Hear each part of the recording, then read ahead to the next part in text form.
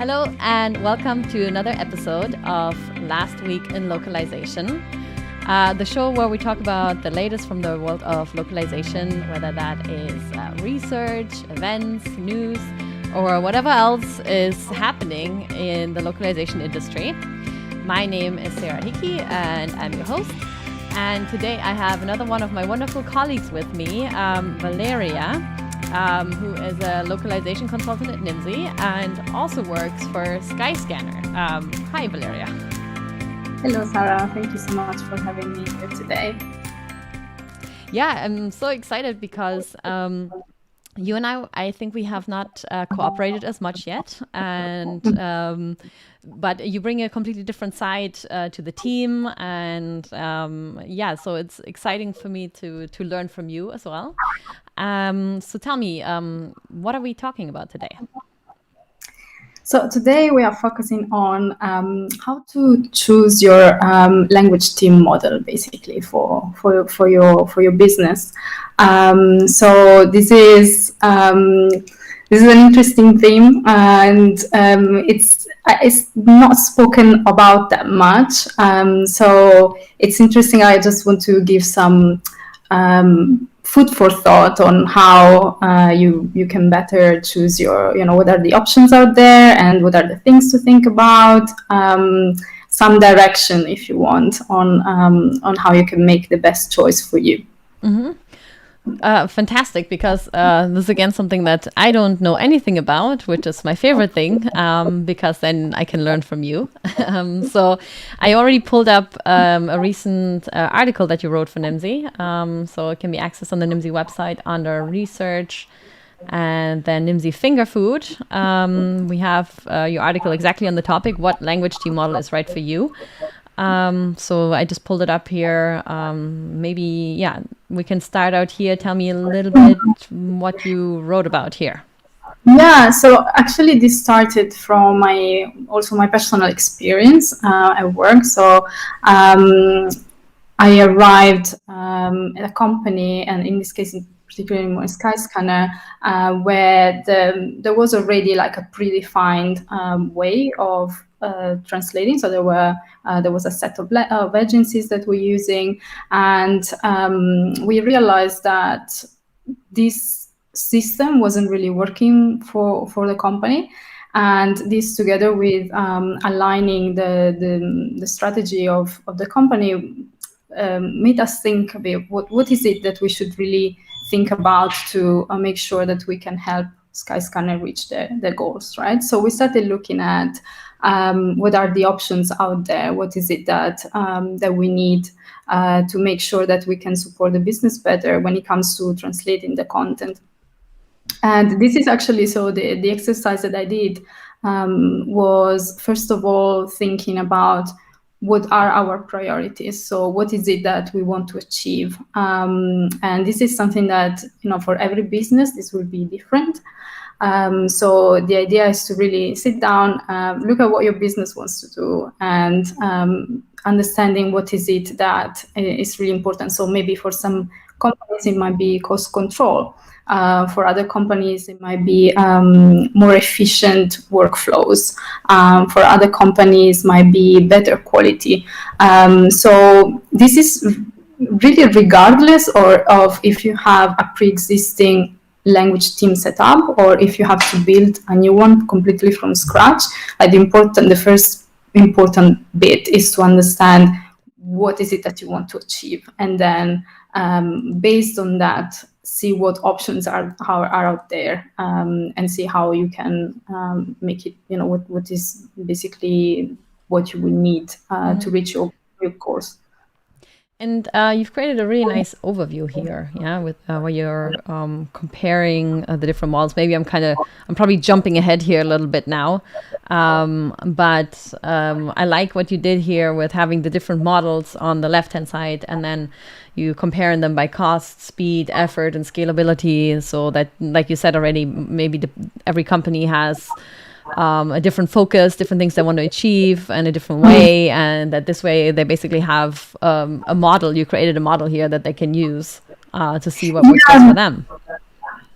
Yeah, and this is not really comprehensive. So these are just some of the possibilities that are out there, no? Because if you think, for example, that you have the model of having a single agency where you have all your languages translated by one agency only, but there are cases where you would have multiple agencies, for example, in charge of different sets of languages. So, or maybe you have I don't know, instead of having linguists, you have like translators, you might have copywriters that translate that create the content from scratch. So this is, yeah, like more of a base for people to use, and then obviously to tweak and add different aspects. So for example, there you see cost, speed, effort, scalability, but there might be other dimensions that obviously vary from business to business. So the idea is to give a tool that people can tweak and use for their objectives. Okay. And yeah, so I know I feel like I jumped the gun a little bit here. We should have started from scratch. And actually, maybe we'll do that super quickly. And that is, I completely forgot to ask you to introduce yourself as well, which I think will be very helpful, well, in general, but also for this piece. Now you tell us a little bit, because like I said, you bring a completely different set of skills, a different experience to our team. You bring in the perspective of the language service buyer. So maybe tell us a little bit about your career, your responsibilities at Skyscanner, basically what perspective you bring to the table and what experience you have, and then we get back into this. Yeah, sure. So yeah, I always worked on the client side actually. So I started working as a translator back in 2010, and then moved more into localization, project management and management. So I was working for some time for Badoo, which is a dating app. So there I was in charge of, well, localizing the copy for the product actually, but also doing testing, like QA testing for the app, for the apps, for the website. And also we had in-house created content tools and translation tools. So we were working with engineers to improve those ones and implement features. So that was one part, and then I moved to Vistaprint, and there I had the role of localization program manager, and I explored machine translation for the first time. So I've implemented machine translation there, and I've implemented a TMS for the first time because obviously in Badoo we already had one, and it was more like adapting it to our needs. And for me at Vistaprint was the first time where I actually was working with an external technology provider, basically, and implementing it on the client side.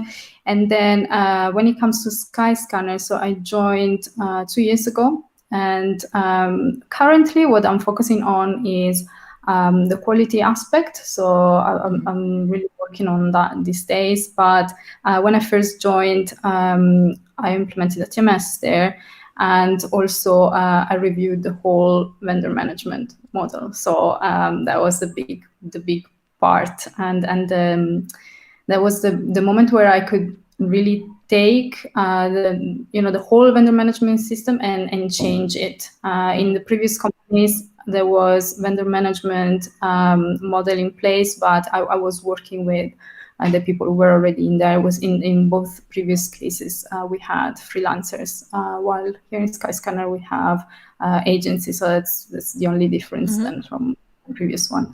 So that's a bit about my career. And so as you can see, I touched different parts, from machine translation, team management, and vendor management, and now quality management, and implementation. I did a bit of pretty much everything when it comes to the client side. Obviously, everything around the working with stakeholders on improving workflows and creating the strategy together with my colleagues for localization in Skyscanner. So that's a bit what I bring, my perspective. Perfect. Yeah, thank you so much. So yeah, you do have a lot of experience in that area then, and so yeah, you're perfectly suited to write about this stuff and provide consulting. So walk me through this a little bit. You already mentioned, the different models. So you can a company can just work with freelancers, in-house linguists, or with a single agency, or also I guess with multiple agencies.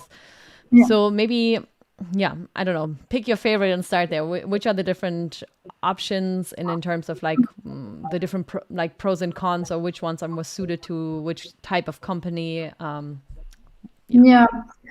Well, it's really hard to say which ones are suited for which company because yeah, everybody will have different needs. In the table that you showed before, I made a little example of, for example, comparing the different types. Yeah, exactly. There. For example, for in-house linguists, obviously the company must have money because it's a cost. It's a costly one, and to employ people. So obviously there is something to think about if you're just a startup that it's getting to start now, and then it's quite complicated to hire many people just in one go. Then maybe in that case, it's a good idea to to probably look at freelancers. That is generally the lower like the less costly solution. But it really depends on how much the company has to spend, what are really the objectives, right? So and also, so for example, say your objective is be the most scalable as possible. So in that case, maybe you might have to look at agencies that can allow you to be more scalable because they will already have resources on the side. So say if you have lots of content coming all together and you have to, that your company will produce more and more and more content, then in that case, you cannot really hire freelancers fast enough or have many people in your team. Then in that case you might want to look at an agency, for example. So these are some of the use cases if you want, but one important thing to remember is that you can be flexible and really mix and match stuff. So it's not like either you go with one with one solution or with another. And actually what I've seen the most is that companies choose it's a hybrid approach. So you would have maybe your top markets, you might have in-house linguists, and then you might accompany that with an agency or with freelancers. I've seen models where companies have 40, 50 languages, and they still manage to have this hybrid model because the way it worked, they divided the responsibility of managing freelancers across the team that they have internally. So say, for example, you have a team of 6 people, like 6 language managers in-house for your top languages, then these people would also be in charge of a number of freelancers. So that's also a way of being creative so that you don't have to hire everyone in-house, but at the same time you don't have to, it's very hard as well to manage, for example, freelancers, because there is lots of contracts, and people might leave, so you have to be hiring constantly according of the number of languages as well, of course. And then it's not a job for just one person to have, say, 30 freelancers reporting to you. So there are different ways of approaching these, but be creative and think of ways of mixing things. But yeah, like the very, very first thing is really about what is it that you need, how much content you have, how much money you can spend, and Yeah. And are there any like common pitfalls maybe that you've observed in various companies that you've either worked in or that you've dealt with when it comes to this kind of approach, where you're like, okay, people are trying to achieve this, but they always go with this and it doesn't work? Or have you come across anything like that?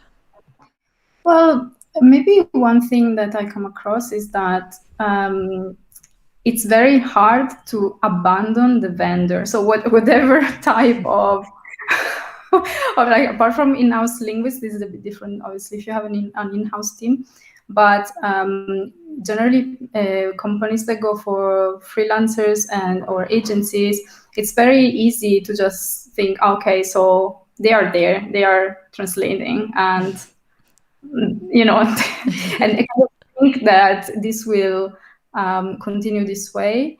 But it's really, really important to foster the relationship and to make sure that you keep the communication open and that you feel that this that either freelancers or the agencies are really part of your team, more of an extended version of your team. They do need all the context that you might give them and feedback, lots of feedback on not only when things go wrong, but also when things go well. So Yes. find a way as well, to That's a award. very good point. Yeah, we as I think humans in general tend to just give negative feedback. We have more of an eye for the negative than, and take the positive for granted. And it's like, yeah, that's going well. I don't need to address this. But yes, you and should address that. and that's normal because also as a localization manager, you generally hear things when they're wrong. No, so someone Yes, comes to you, hey, definitely. this is wrong in French, and so that, and then oh yeah, I need to contact the French person, and then it's Yeah, like it doesn't happen often that someone reaches out and says, "Oh wow, this is a brilliant translation."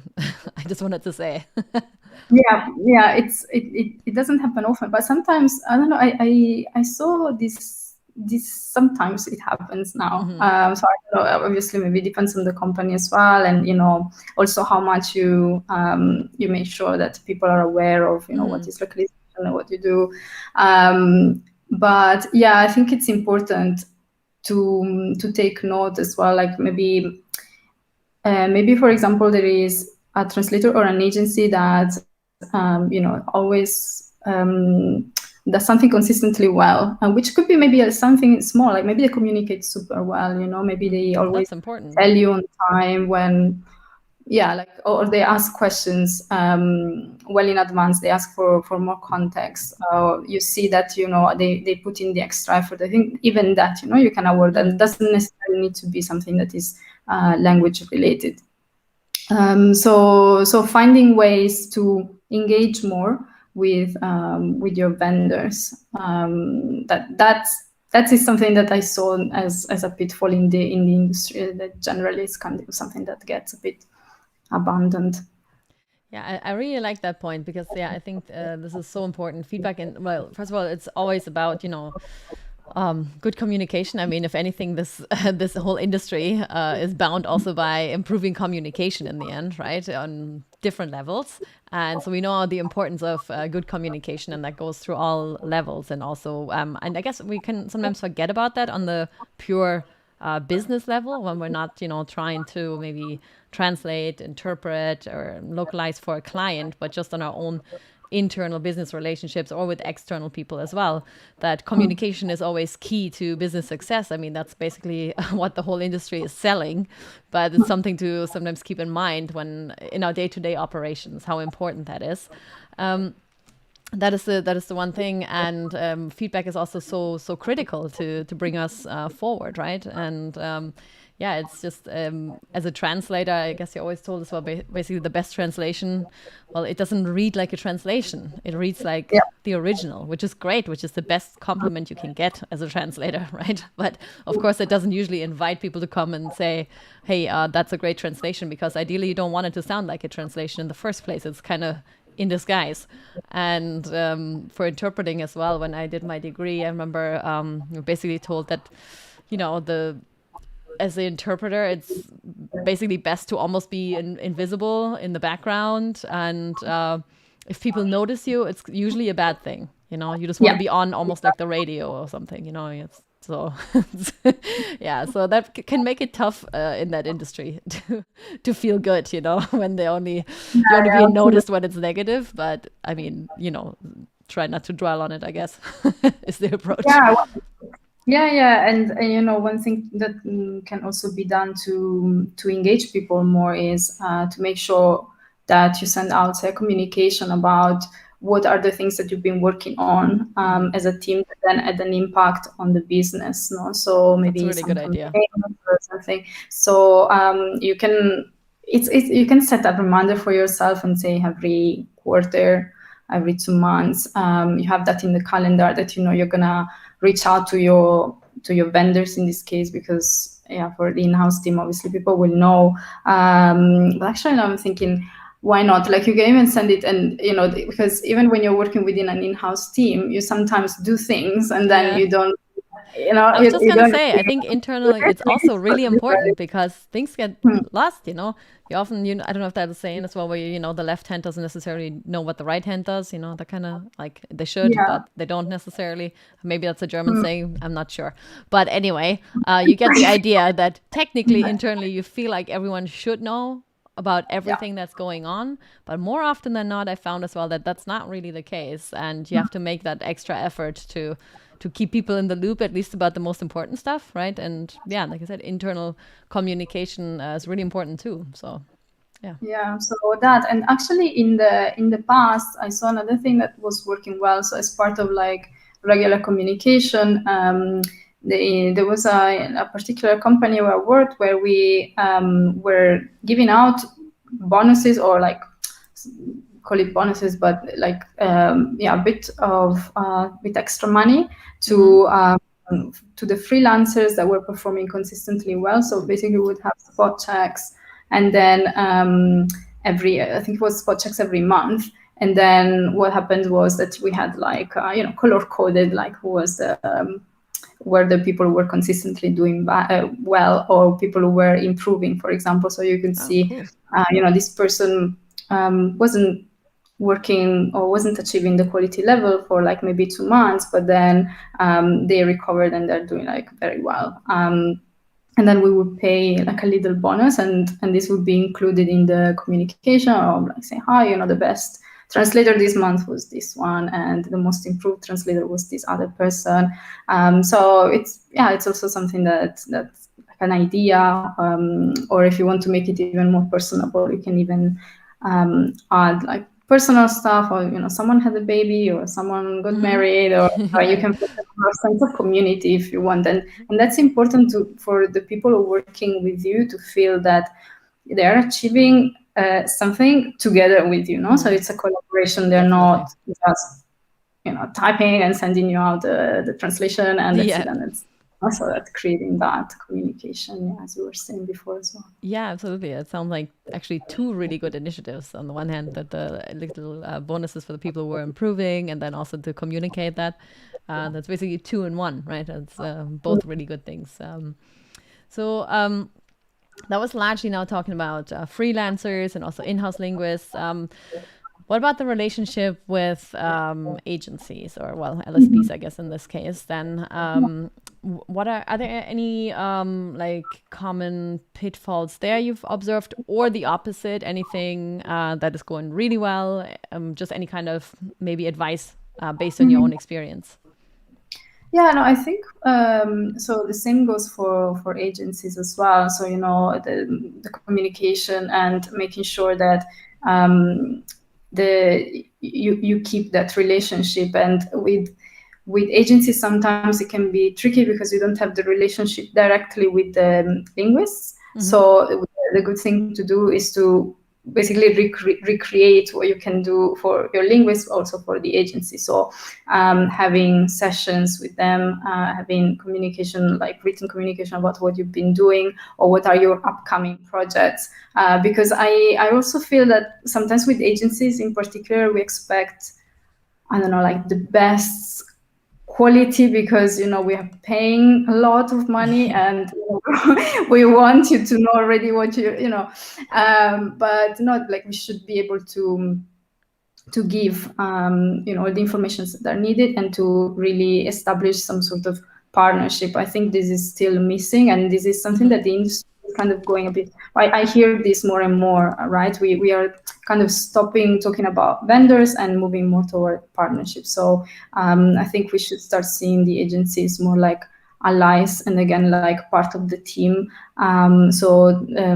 Fostering that relationship as much as possible. Like one thing that we're doing is obviously having the our project managers on Slack, and that already makes you feel like you can chat to them. You don't have to send out like email threads and long communication that sometimes get tiring and just long.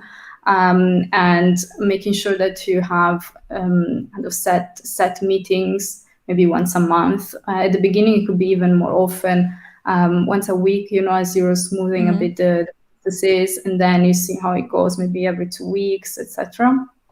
I think it's really, really important to communicate as much as possible and to give feedback and to say, where things are not going well, not expecting that your project manager or your account manager knows what's wrong, and making sure that you invest in that relationship and create a proper partnership in there, and sharing your goals with them. I think it really is really helpful. I think the agency can actually help you achieving your goals because they have the experience of working with other companies. So you can really source on that knowledge. And I had like the current partner we're working with helped us, put us in touch with other client side localization managers when we were kind of facing the same challenges, for example. So they can be really good source of connections and knowledge. So maybe this is an area where the agencies are not really used that much, and we should make sure that we lean on that knowledge and we work together towards achieving goals. Yeah, I really liked what you said there about actually forming a real partnership, because this is something we also highlighted in our research for the NIMSY 100, or like this is something that stood out from our research and that we then highlighted in the NIMSY 100 was that basically we're seeing increasingly that LSPs are going beyond just providing language services, but are also becoming more consultants for their clients and like really becoming strategic partners for their global business. So yeah, I really like what you're saying there, and it makes sense to utilize their experience again to bring that into yours, because of course they're working with other clients, they have a completely different experience, and so that you can then grow together. And I guess that's probably then one of the biggest values also that an LSP can bring, aside from what you already mentioned, the scalability, that they can of course handle, I guess, better than maybe if you're just working with freelancers, depending on how your setup is. But maybe this would be one of in the plus columns for an LSP then. Yeah, definitely. And one thing that I also appreciate very much when I work with LSPs is the fact that not only their knowledge, but when they are really proactive in trying to, because sometimes you don't even realize that you have a problem.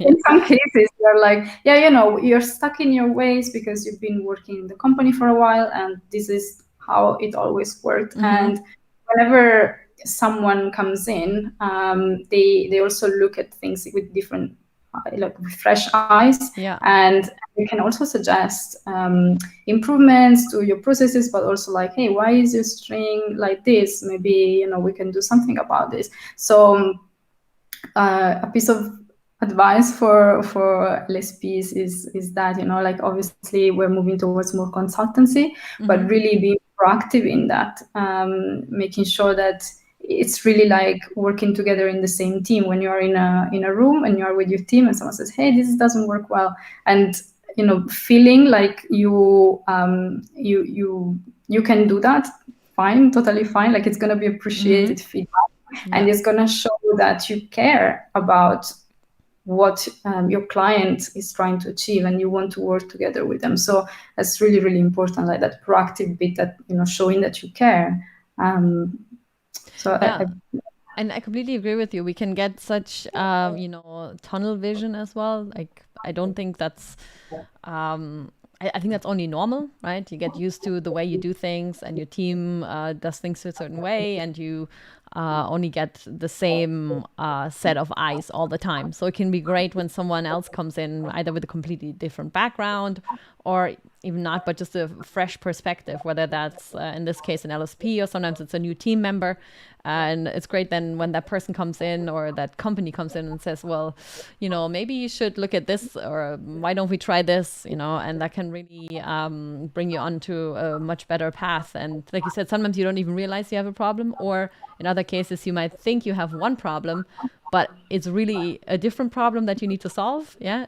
So then it can help to define the challenge a bit better first. Yeah.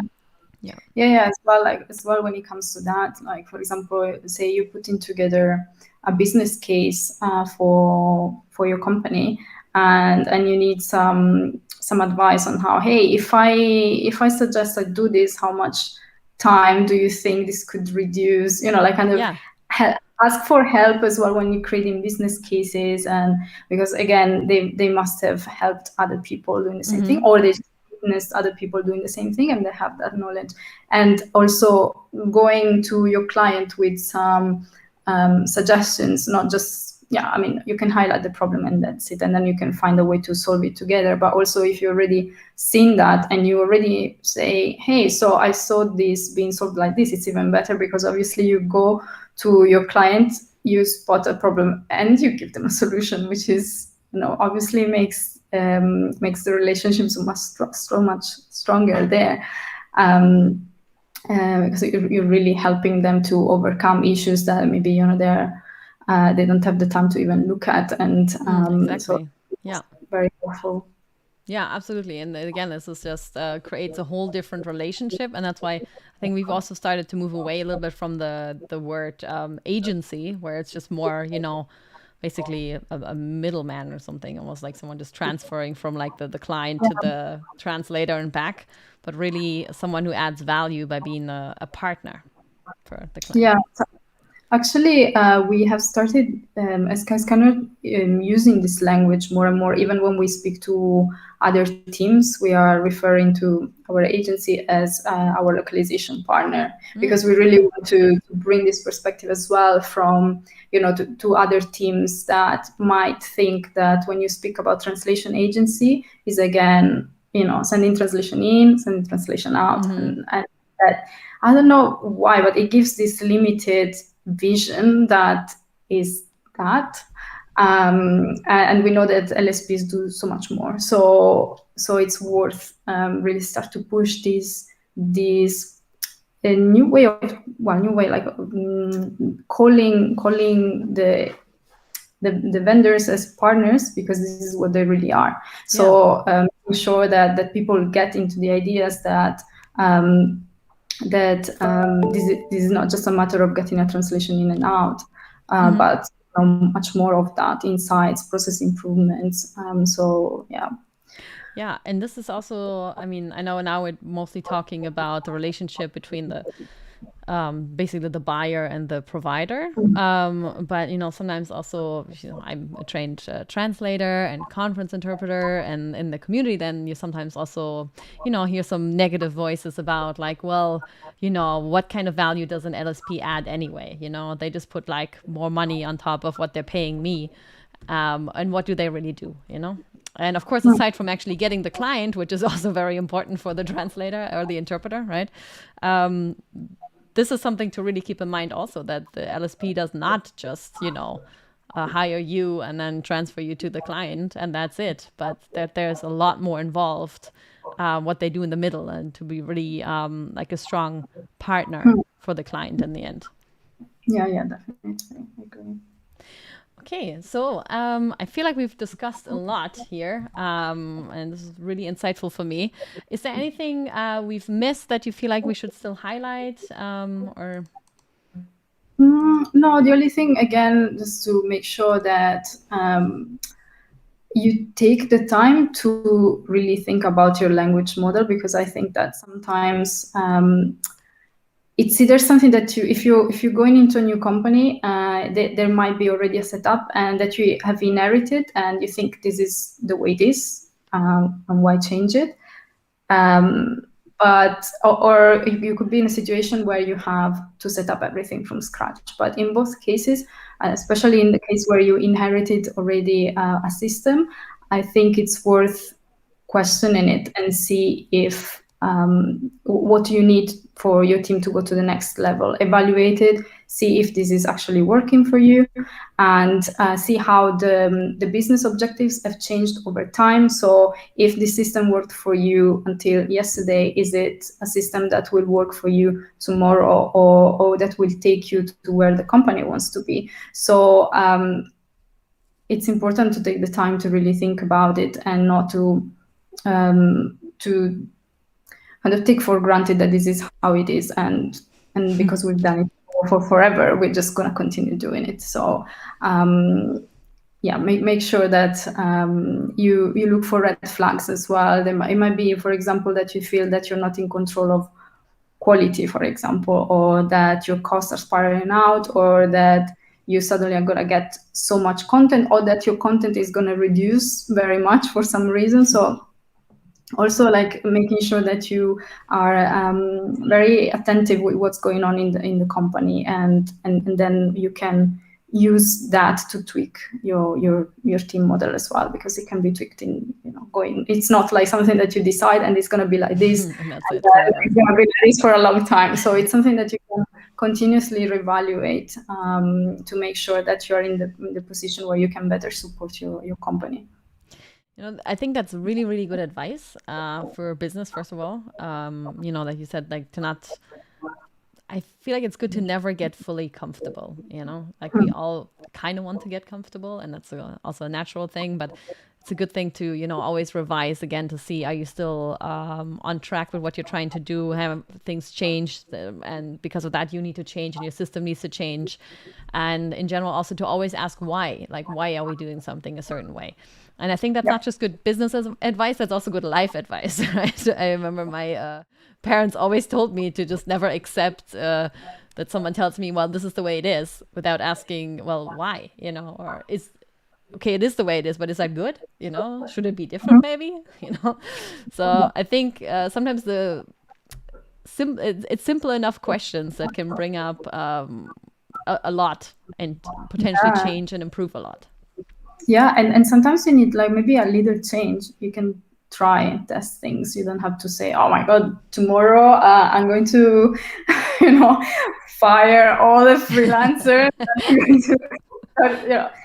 You can experiment things and see, maybe you always had an in-house team, and maybe you can start, I don't know, if you think that the freelancers is the way to go for you, you can start with 1-2 freelancers for your top language. Test the results, check the quality, check the time, check, so no drastic measures, just step by step, baby steps. Step by step, yeah, exactly. Agile approach. That's really good. And I know you're going to write a little bit more in like a similar area now. We're kind of coming to the end of the show here now, but I don't know, just as a little teaser maybe, because I know we'll have you back for that. But what's up next? Well, one thing that will come out is about centralizing, if you want, all your work in just one localization partner. So typically the localization programs have 2 pillars, the language part, and then they have the technology part. And generally you have one external vendor for the technology part, and then internal, external people who are going to work on the translation themselves. And sometimes we even have a third party, which is an agency that only specializes on quality checking. So there are obviously more and more companies that are trying to bring the 3 of them together. So the idea is to explore how, what are the benefits and the risks of fully integrating with just one partner. Perfect. Sounds great. And that is actually another trend that we've also seen in the industry for a while now. So I'm really looking forward to that, and we'll definitely have you back. Thank you, first of all, for today. That was a really, really nice chat. It was great to have you on. For the listeners and viewers out there, the next 2 weeks, I will be on a wonderful vacation in the Alps, resting a little bit. But my wonderful colleague Gabriel will be here to bring you the latest from the world of localization. So stay tuned for that. And I'll see you after. Thank you, Sarah.